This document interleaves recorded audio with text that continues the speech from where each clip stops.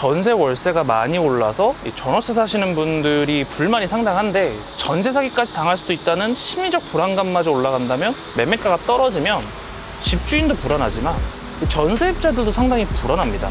세입자의 보증금을 당연히 이제 집주인이 반환하기 어려워지는 거죠.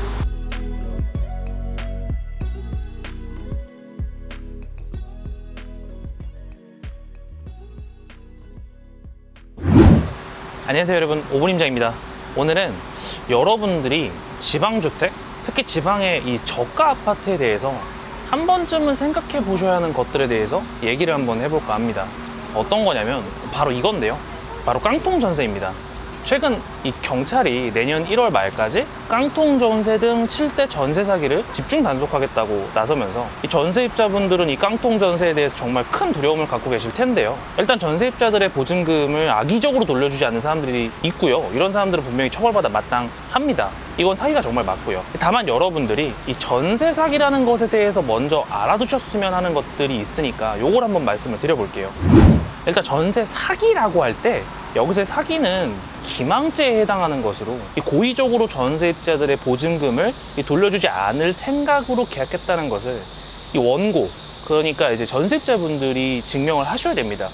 조금 어렵죠? 이게 무슨 얘기냐면, 일단 전세 사기라는 것 자체가 형사가 아니라 민사고, 그리고 여러분들이 만약 집주인으로부터 보증금을 돌려받지 못했다면 이건 단순한 어떤 보증금 위반안이지 사기라는 것을 입증하기가 참 어렵다는 건데요. 그래서 이 경우에는 집주인들이 여러분들에게 보증금을 악의적으로 돌려주지 않을 계획이었다는 것을 여러분들이 직접 입증하셔야 됩니다. 이게 여간 어려운 일이 아니죠. 그래서 경찰이든 검찰이든 뭐 정부든 뭐든 간에 전세 사기를 잡겠다고 이렇게 공공연하게 얘기하는 건 역시 정치적 수사라고 할 수 있겠죠. 그들도 사실상 잡는 게 어렵다는 걸 알고 있으니까요. 안 그래도 전세 월세가 많이 올라서 이 전월세 사시는 분들이 불만이 상당한데, 전세 사기까지 당할 수도 있다는 심리적 불안감마저 올라간다면 이건 정치적으로도 상당히 위험하겠죠. 그래서 여러분들은 위와 같은 기사를 보고, 그래, 이 못된 집주인 놈들 다 때려잡자, 이렇게 생각하시기보다는 일단 현실적으로 단순히 전월세 사시는 분들의 심신 안정을 위해서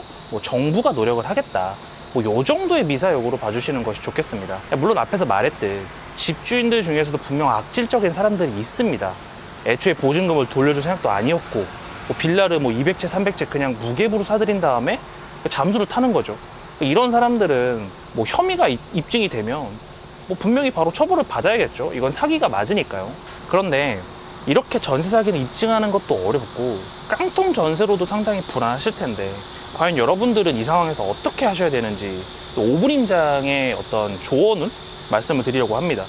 일단 먼저 알아야 할 것이 있죠. 과연 깡통 전세가 현재 시장에서 의미하는 바는 무엇인가? 바로 이건데요. 여러분, 일단 질문을 먼저 드릴게요. 깡통 전세라는 건 뭐죠?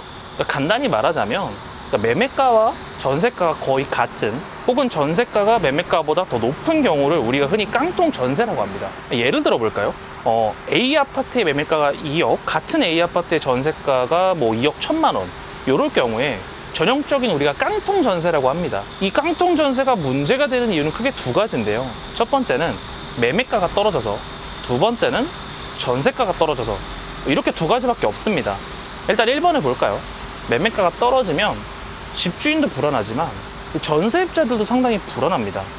2억이었던 매매가가 뭐 1억 7천만 원이 되면 3천만 원이 떨어진 데다가 팔기도 어려워지니까 세입자의 보증금을 당연히 이제 집주인이 반환하기 어려워지는 거죠. 여기서 근데 2번이 더 치명적이죠.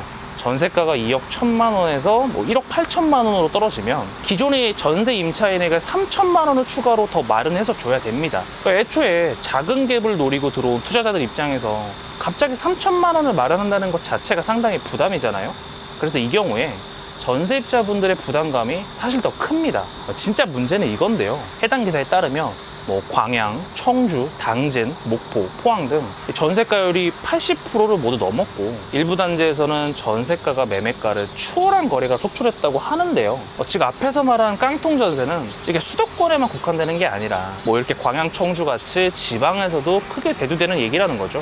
이 깡통 전세라는 게 진짜 심각한 지역이 사실 지방입니다. 이 수도권은 모두가 다 알듯이 이 장기 우상향한다는 믿음이 더 강한데, 이 반대로 지방은 앞으로 대한민국의 뭐 인구 구조, 산업 구조 이런 거에 따라서 점차 쇠퇴할 거라는 의견이 강하기 때문에 오히려 주택을 매수하려는 수요가 더 적죠. 그래서 전세나 월세를 더 선호하시는 것이고요. 그렇기 때문에 깡통 전세라는 것이 더 성행할 수밖에 없는 거죠. 근데 한번 생각해 봐야 될 것이 지난 2020년 7월 임대차 3법이 통과된 이후로 수도권이 어떻게 됐나요? 2020년, 2021년 수도권은 그야말로 진짜 역대급 상승을 보여줬습니다. 물론 코로나 유동성, 뭐 규제의 부작용, 뭐 이런 것들도 영향이 있었지만 임대차 3법으로 인해 2년 후가 아닌 4년 후의 전세가까지 미리 받아내려는 집주인들의 컨센서스가 전세가랑 매매가를 뭐 상승시키는 데 크게 기여를 했죠. 그래서 2020년, 2021년 수도권에서는 이 전세가 매매를 밀어올리는 형국이 많이 보여줬습니다.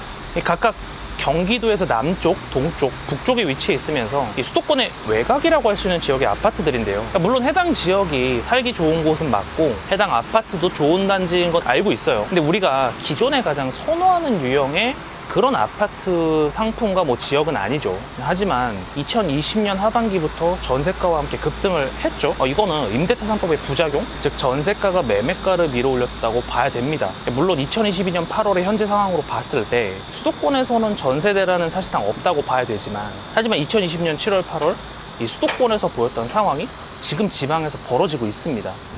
깡통 전세라는 말의 이면은 무엇일까요? 바로 적은 갭, 뭐 무갭 아니면 플러스 갭이죠. 그러니까 즉 적은 돈으로 갭 투자가 가능한 아파트라는 겁니다. 그래서 오분임장은 지금 당장 지방 아파트 갭 투자를 하자고 말하는 거냐고요? 사실 그건 아닙니다. 여러분, 오히려 이 지점에서 특히 여러분들이 지방에 거주하신다면 어떤 선택을 해야 하는지 도움을 드리기 위해서 이 영상을 찍고 있는 거고요. 사실 가장 좋은 선택지는 바로 월세입니다. 여러분들이 현재까지 무주택을 유지하셨다면 분명 이유가 있을 겁니다. 단순히 뭐 지방 아파트의 전세가 매매를 밀어올릴 것 같다는 이유로 여러분들의 계획을 깨실 필요는 없습니다. 전월세가 맞는 판단이라고 지금까지 여기셨다면 지금은 전세보다는 월세가 맞습니다. 특히 깡통 전세가 빈번한 지방의 경우 전세가가 오히려 너무 비싸서 매매를 선택하는 경우가 나올 것이고 그럴 경우 매매가가 상승은 하겠지만 어쨌든 현재로서는 매매가보다 내 전세 보증금이 더 많이 들어가는 건 너무나 불안하시겠죠. 그러니까 전월세 중에서는 차라리 무조건 월세를 선택하시는 것이 맞습니다. 다만 여기서 한 가지 문제가 있는데요. 이 지방 저가 아파트에는 월세 매물이 거의 없습니다. 왜 없을까요? 여러분, 이 전세와 월세를 제공하는 사람들이 누군가요? 바로 다주택자입니다. 근데 현재 다주택자가 많을까요? 지난 문재인 정권에서는 다주택자의 수요를 5년 내내 눌러왔기 때문에 이 다주택자의 절대 수요는 오히려 줄었습니다. 그러면서 최근엔 똘똘한 한 채라면서 오히려 지방의 못난이를 정리하고 뭐 수도권의 한두 채만 가져가는 전략을 다들 대응 방법으로 제시를 하고 있죠. 그런 상황에서 누가 지방의 저가 아파트를 매수하고 전월세를 놓을까요? 그나마 그래도 전세는 조금 놓습니다. 이런 와중에도 갭 투자를 하고 전세를 세팅하고 이러면서 돈을 벌려고 하는 다주택자는 있으니까요. 하지만 다주택자의 대출은 완전히 막혀 있죠, 지금. 그렇기 때문에 지난 2010년대 뭐 초반과는 달리 이 대출을 받아서 월세를 세팅하는 다주택자는 없습니다. 그러니까 모두 전세를 세팅하는 갭 투자만 할 뿐인 거죠. 그러니까 즉 지방의 저가 아파트는 월세를 제공하는 사람이 없다는 겁니다. 그래서 여러분들은 현재 상황에서는 월세를 선택하는 것이 가장 베스트 초이스지만 안타깝게도 월세 매물은 구하기가 쉽지 않습니다. 그럼에도 월세가 좋은 선택이기 때문에 여러분들이 만약 전세 만료 기간이 여유가 있더라도 지금부터 월세 매물을 찾아보시는 걸 추천을 하고요. 그게 아니라면 매수를 하셔야겠죠. 여기서의 매수는 앞에서 말한 것처럼 뭐 2020년, 2021년 전세가가 매매가를 밀어올린 수도권 시장과 같이 지방도 같은 모습이 예상되기 때문에 그러니까 즉 지방의 아파트로 돈을 벌 수 있기 때문에 그래서 매수를 하라는 말이 아닙니다. 여러분들이 전세를 2억에 계약을 했는데 이게 뭐 2년에서 4년 뒤에 2억 5천의 시세를 형성을 한다면 5천만 원을 또 올려드려야 되는 거잖아요. 만약 근데 전세가 안 오르고 오히려 떨어진다면요? 이건 역전세니까 보증금을 못 받을 수 있다는 고민이 또 생기시겠죠. 그러니까 돈을 벌기 위해서 지방의 아파트를 매수하자는 게 아니라 여러분들이 만약 월세를 구할 수 없다면 그래도 전세보다는 매수가 낫겠다라는 전망입니다. 그래도 다시 한번 말씀을 드리지만 무주택을 유지할 계획이시라면 이 상황에선 월세가 가장 좋긴 합니다. 이렇게 오늘은 지방의 저가 아파트 시장이 과연 어떻게 될지에 대해서 얘기를 해봤고요. 여러분들의 자산을 지키기 위해서 전세보다는 월세나 매수를 선택하자는 말씀을 드렸습니다. 그럼 나중에 더 좋은 영상으로 찾아뵙겠습니다. 감사합니다.